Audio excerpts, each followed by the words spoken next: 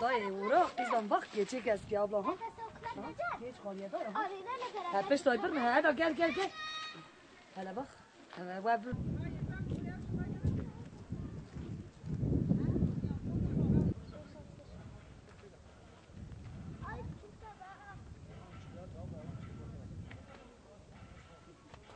Onunla ilgili valiliğin bize yardım etmesini istiyoruz, ceyran vermesini istiyoruz. Bize ev vermelerini istiyoruz.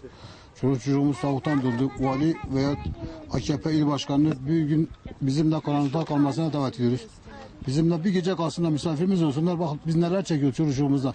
Biz okula gidemiyoruz. Gitsek de servis paramız yoktur. Şimdi yarın depremin 3. yıl dönümünü geride bırakacağız. Ve 3 yıla yakındır özellikle konteyner kentlerde yaşayan vatandaşların sorunları halen giderilememiş. Ve şu an sadece konteyner kentlerde kalan değil, konteyner kentlerin dışında da aynı zamanda özellikle civar mahallelerde, TOKİ'lerde de aynı sorunları, aynı sıkıntılar yaşayan insanlar var.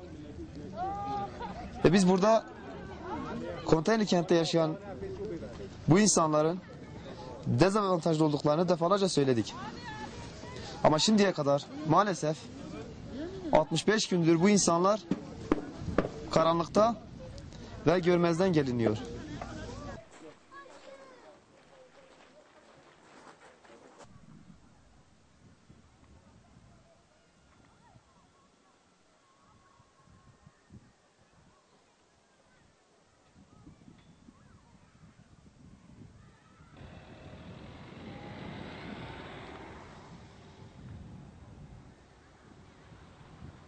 TOKİ'lere yerleştik ama suyumuz yok.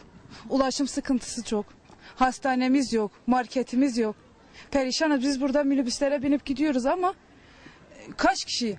Bir minibüs 15-20 kişi alıyorsa biz 30 kişi bir minibüse biniyoruz. Çok ulaşım sıkıntısı çok. Bir tane marketimiz olsun. Bir hastaladığımız zaman kalıyoruz böyle. Ne bir hastane var, ne bir sağlık ocağı var. Bir iğne yaptıracağız, hiçbir şey yok. Yani hiçbir şey yok. Mahvolduk biz artık. Zaten su sıkıntısı bizi mahvetti. 5 aydır bizim evimizde damla suyumuz akmıyor. Bir gün geliyorsa 5 gün gelmiyor. Ulaşım yok, hastane yok, market yok. İstiyoruz yani. Bizim daha kaloriferimiz yanmıyor. Herkesin kaloriferi yanıyor, bizim kaloriferimiz yanmıyor da. Biz donduk evimizde. Allah razı olsun. Her şey yapıldı, edildi ama yani suyumuz yok. Tamam ev yapıldı, su yok. Evimizde oturuyoruz, ısınamıyoruz, soğuk, donduk. Ulaşım sıkıntısı. Ya biz mahvolduk.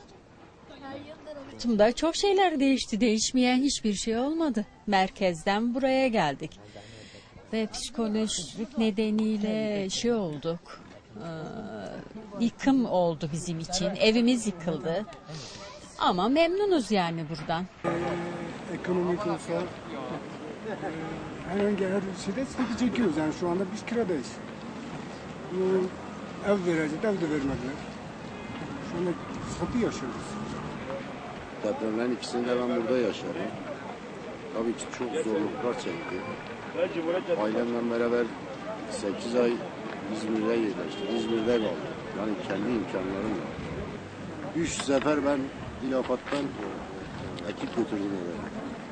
Şu anda da aynı topraklarda oturuyorum. Sonra benim köyüm yerle bir oldu. 12 tane kaybımız oldu Araköy. Evet, dayım, baldızım toprak altında kaldı. Çok yaralı vardı. Şu anda da yaralılar hastanelerde yani. Şu anda ben o topraklarda oturuyorum. Acaba bir daha bir deprem olursa bunun hesabını kim verecek? Ben Başkalar'dan oturuyorum, ikamet ediyorum. Buraya göç ettim. Buraya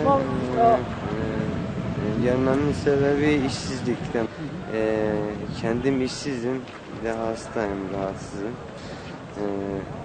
Herhangi bir gelirim de yoktur. Kirada oturduğum ev yıkıldı.